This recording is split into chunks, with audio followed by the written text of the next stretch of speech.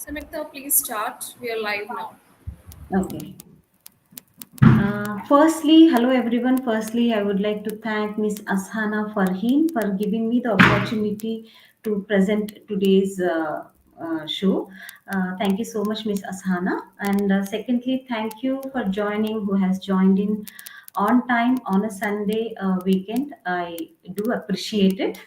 So, a little bit about me. I am Samyukta Kulkarni, a preschool educator who has been contributing to this industry from last 14 years by teaching and by conducting workshops for teachers and parents.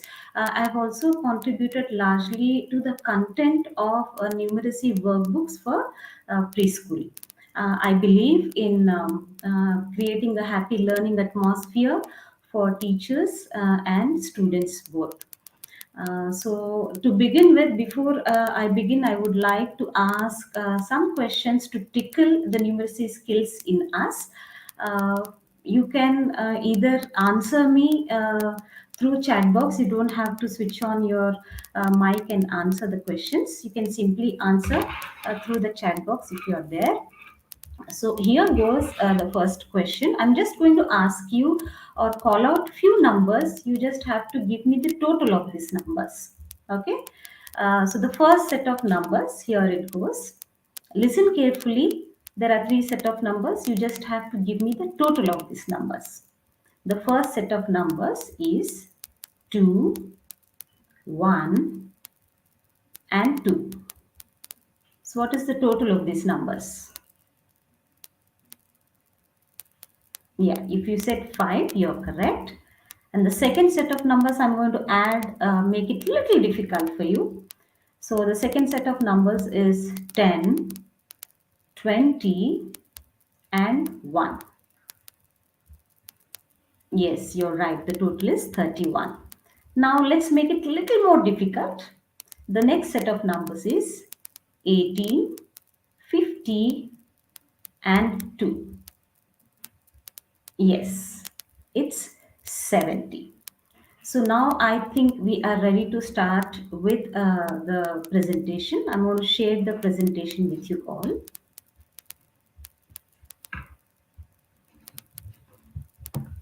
Just give me a second.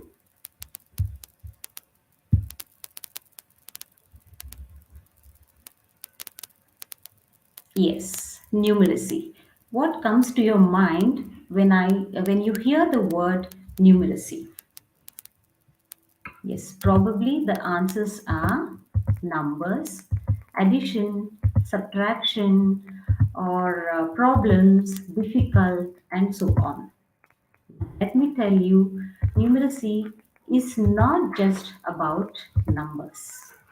It's much more than that. It's about shapes, it's about positions, it's about sizes. Yes, these are all nothing but pre-math concepts. Pre-math concepts are very important for children to understand what mathematics is all about. It is important to teach pre-math concepts to children before introducing them to the numbers, as it is natural for children to learn or reach a goal through small steps. For example, when a child is born, he doesn't start walking directly, right? To start walking, they first learn to crawl, then sit, then stand, then walk, and then finally run. The same applies when it comes to academics too. When we teach English language to children, we do not directly teach them the sentences. First, in order to teach them the sentences, first they need to learn the letters. After the letters, they need to learn the words and then the sentences. Same way, we cannot expect children to learn numbers without teaching them the pre-math concepts. Children need to learn first the pre-math concepts and then move on to numbers.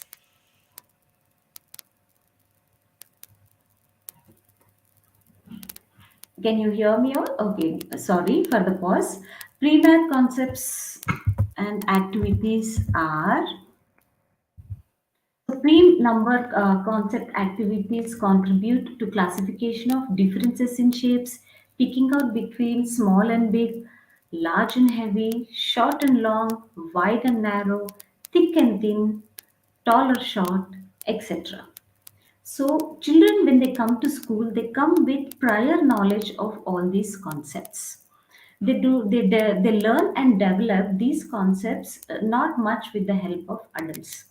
For instance, they determine whether the set of chocolates they have is more and the other has less. They can also identify that they have the big box of biscuits and the other has a small box of biscuits. uh, they can For example, if a child is able to see the two set of blocks on the floor, he will think that the first set of blocks must be more because it is covering the larger area on the floor compared to the other set. They solve this problem usually not by counting or not by measuring, but by the physical appearance. Often the answers are right and adequate, but it might lead to confusion and wrong answers. Hence, though children come to school with some knowledge of pre-math concepts, we need to nurture and further enhance them. We can provide several opportunities in their daily routine in school without disturbing their timetable and enhance their pre-math concepts. There are two ways. One is providing several opportunities through daily routine and learning centers. Another is by using math vocabulary. Now I want you to listen to the song. Time to make a circle. Make a circle. Big, big, big. Small, small, small. Big, big, big. Make a circle. Small, small, small. Hello, hello, hello. Make a circle. Round and round. Round and round. Round and round. Make a circle. Round and round. Hello, hello, hello. Make a circle. Up, up, up. Down, down, down. Up, up, up. Make a circle. Down, down, down. Now sit down.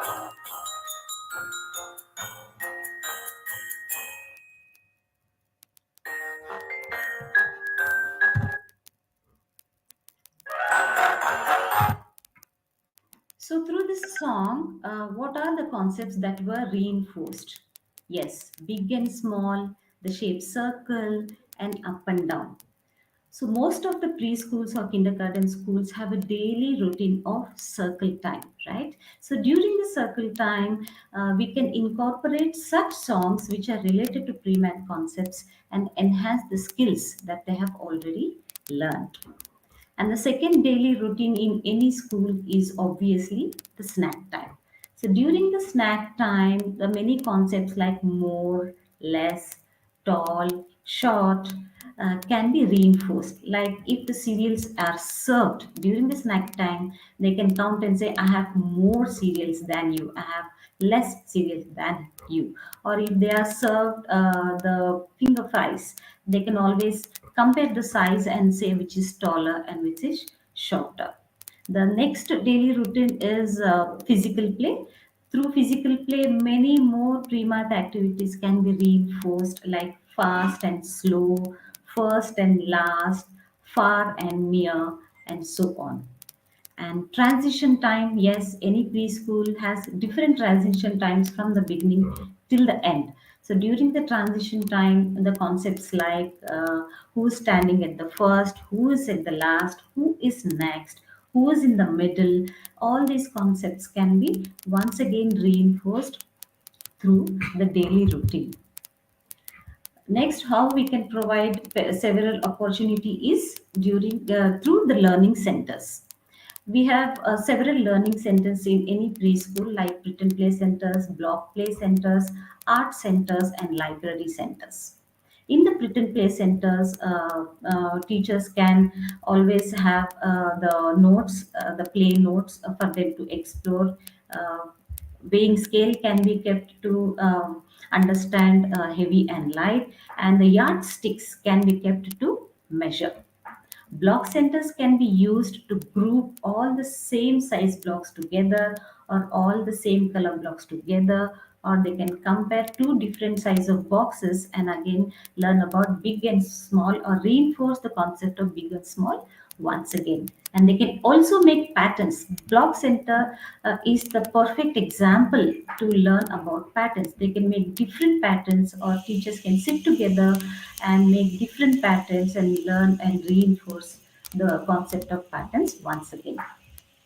In the art center, children can trace the structures and compare and identify which is the largest structure, which is the shortest structure, and so on. Library center is the best center again to count, reinforce the concept of counting, thick and thin, and heavy and light. The second opportunities that has to be created in daily routine is math vocabulary. We kindergarten teachers want our learners to be comfortable with number counting, with shapes, colors, sizes, but we often neglect what language we are using during the math classes. Uh, Through using the terminology, the right terminology, we can enhance their concepts. For example, while teaching tall and short, instead of saying, tell me which is the taller pencil among these two, teachers can always say, can you compare these two pencils and tell me which one is taller? Right? While segregating the crayons, instead of saying put all the yellow crayons in one box and put all the blue crayons in one box, you can always say sort the crayons based on the colors and keep all the yellow crayons inside one box and put all the other crayons in another box. Math vocabulary can be comfortably used when children come in to the school. For example, you can say, take out your footwear, keep them out of the classroom, and then come inside. The concept of in and out is reinforced here. You can always say, can you please can and go and bring the flashcard that is below the book. And you can always say, can you go and keep the book on the table? So all these daily conversations can reinforce the math vocabulary. Another way is creating a math wall that includes words and sentence strips for each topic. Like how you have a literacy or language wall, have a math wall as well, on which the cards that has math terminology can be used for children to use. You can also use vocabulary to describe items, actions, and processes you during the school play. Like instead of just saying the block, you can say, oh, this block has six faces, and each face has a square, and square has four sides. They all look the same to me. You can always again compare the sizes and say, oh, this block is big. Shall we make a building using the big block? You can use describe the items. You can also challenge children to pick and describe the objects using the math vocabulary. You can play a speak game with them. Have some items in a box, make them pick an object and ask them to describe the object using the math vocabulary. So, in this way, we can easily incorporate several activities and provide opportunity using different materials for children to reinforce the math concepts. Some of the examples of the math cards are more and few. You can just have these cards on the math wall. But why it is important to teach math concepts or ideas in a variety of settings? Just now we have learned how we can use variety of settings and variety of materials to reinforce the math concepts. It is important because many children or most of the children need practice or reinforcing of the skills to make them understand the concepts thoroughly. Once they are thorough with the pre-math concepts, they are good to go about or start learning about the number concepts. For example, the child may now know that he has a lot of marbles to play, but he doesn't know exactly how many. Yes, maybe that's why the numbers are invented. To know exactly how many marbles he has, he needs to count the marbles or he needs to understand the counting method. So, here I'm going to share a video. Watch the video carefully.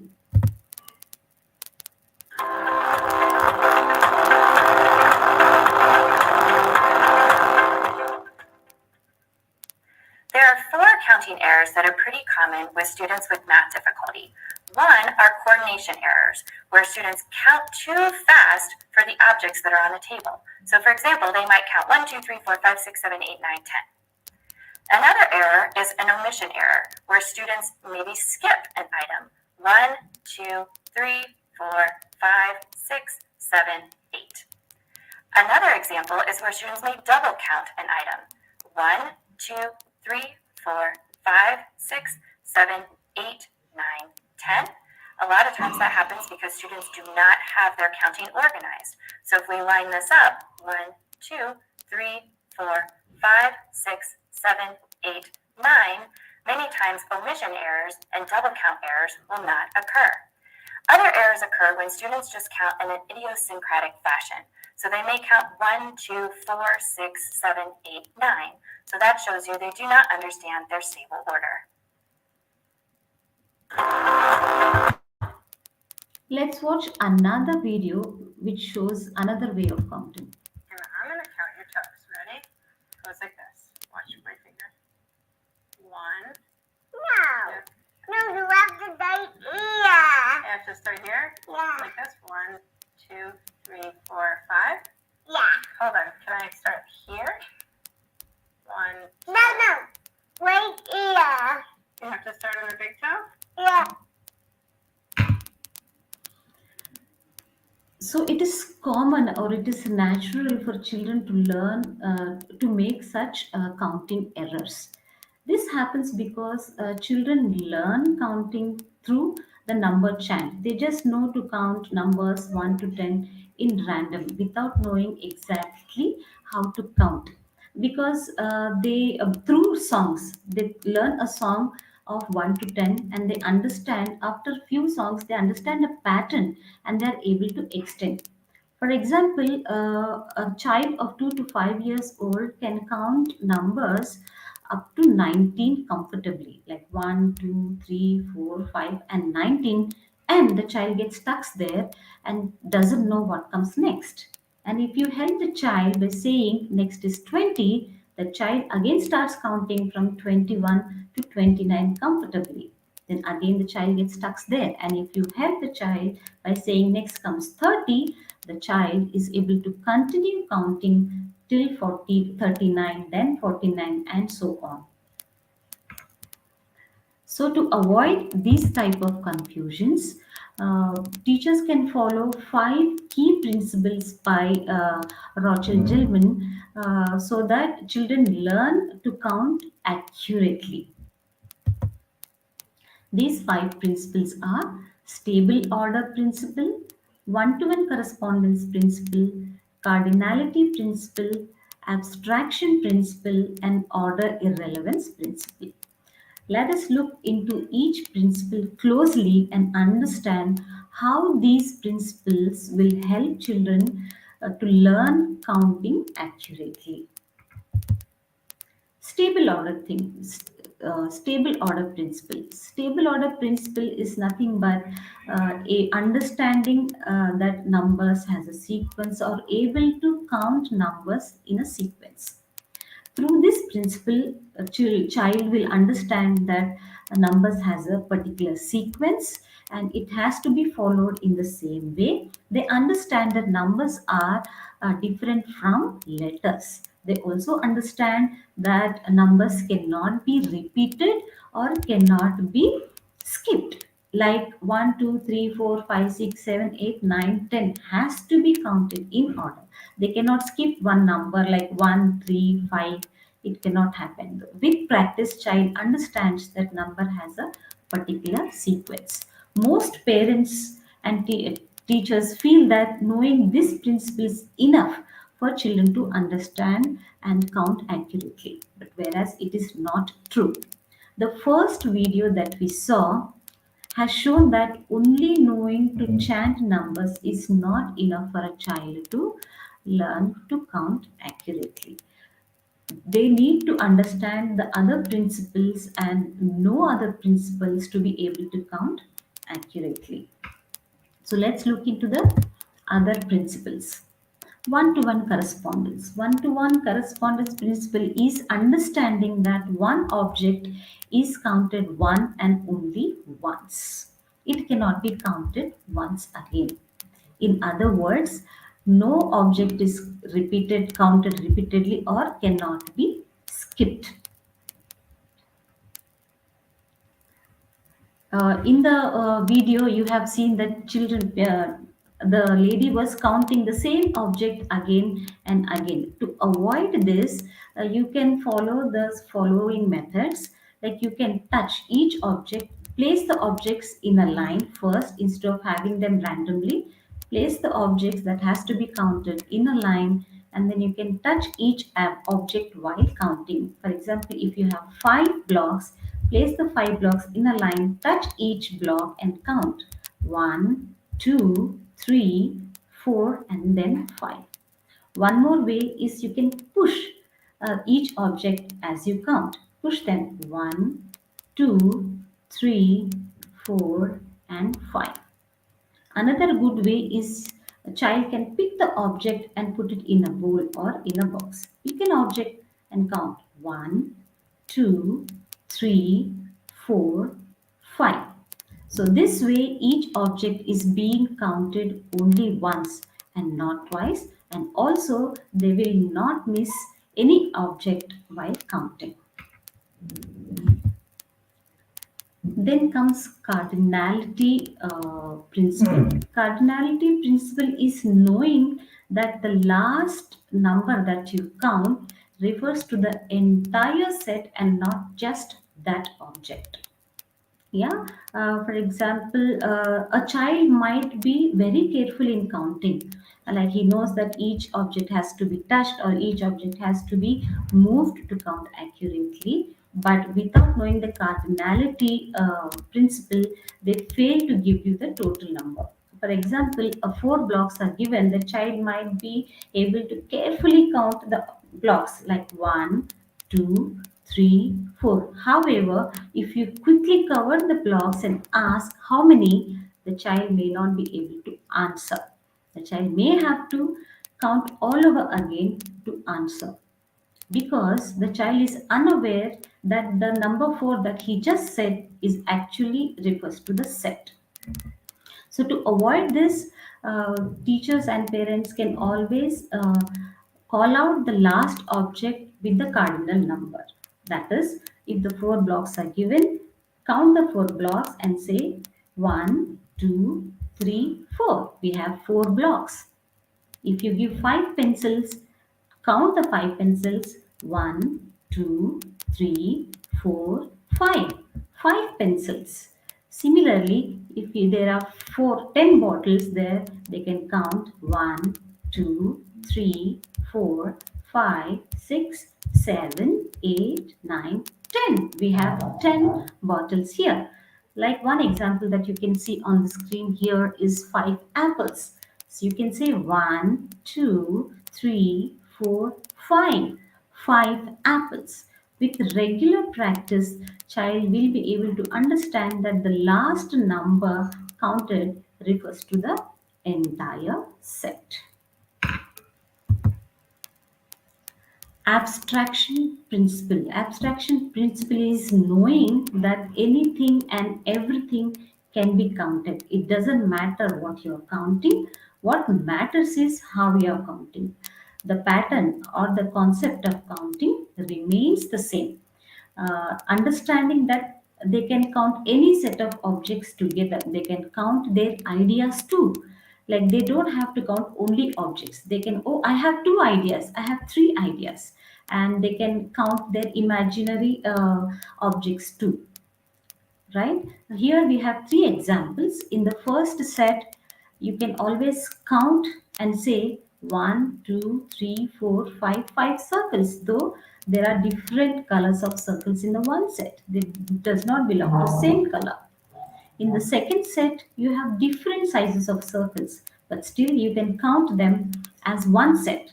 One, two, three, four, five. You can say we have five circles. In the third example, you have different shapes, but you can always say and count as one set. You can say one, two, three, four, five. We have five shapes in this set. And the last is order irrelevance. In the second video, you have observed that the child was refusing to take another order for counting. She was not agreeing to her mother that the finger toes can be counted in other way, or counting can start from anywhere, because she was unaware of order irrelevance principle. Order irrelevance principle says that you can count objects from anywhere, from left to right, right to left, or from the middle too. Just that you have to keep in mind that each object has to be counted once and only once. It cannot be counted twice. If that principle is followed, order does not matter. Here in this, we have three examples. The first example, the objects are counted from left to right. One, two, three, four, five. In the second example, the objects are counted from right to left. One, two, three, four, five again. In the third example, the objects are being counted from the middle. One, two, three, and then four, five, left to right. In whichever way, the total number of objects is the same, is 5 only. So by following all these 5 principles and with practice, children will be able to learn counting accurately. So in this session, we have learned two very important concepts of mathematics, that is pre-math concepts and countings.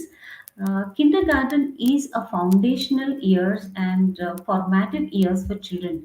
It lays foundation for all their future success. Similarly, in mathematics or in numeracy, counting and pre-math concepts are basic foundations without which numbers cannot be learned successfully, or child might face difficulties when he goes to higher grades to understand number values or number related problems easily. So it's very important to first teach them or introduce them to pre-math concepts thoroughly, and then move on to numbers, and only then move on to the next set of concepts. Now I will stop sharing.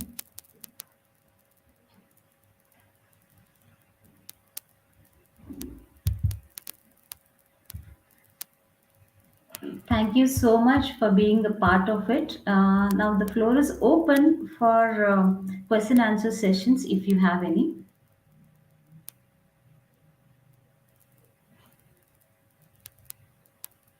You can unmute and ask any questions if you have.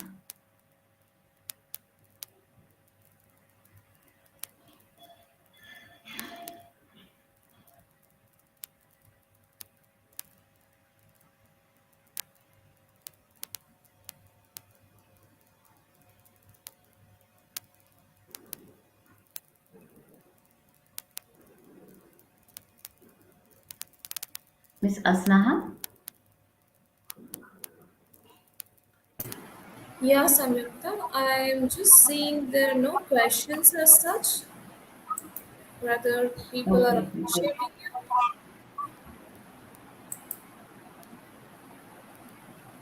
you. If there are no questions, then I would like to conclude the session.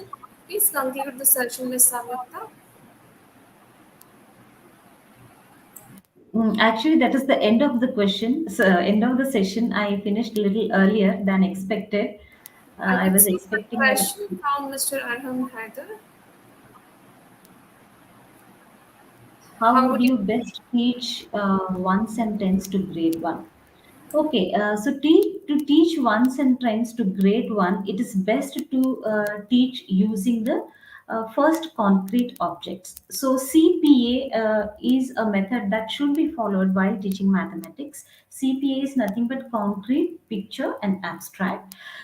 So while teaching ones and tens, teach them that there are two houses, tens and ones. After 9 there are two numbers, so in one's house there is place only for one number, so the other number has to go to the other house. Yeah, you can teach them through a story also. And they have to practice putting 10 things together to make one set.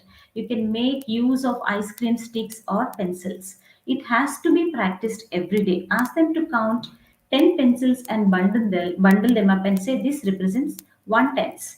Then bundle them another bundle and say this represents another tens. One tens and two tens makes 20. And ask them to remove and count to realize that yes, actually they have 20 pencils in it. Later, slowly you can convert this into picture presentation. So you can have the one tens bundles as a picture, another tens bundles as a picture, and the single ones as ones. I hope I have answered your question.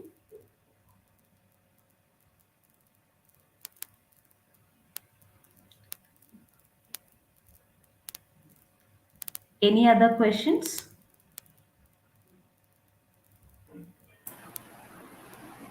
I can't see any questions, Samyukta. Thank you so much for joining us on a weekend.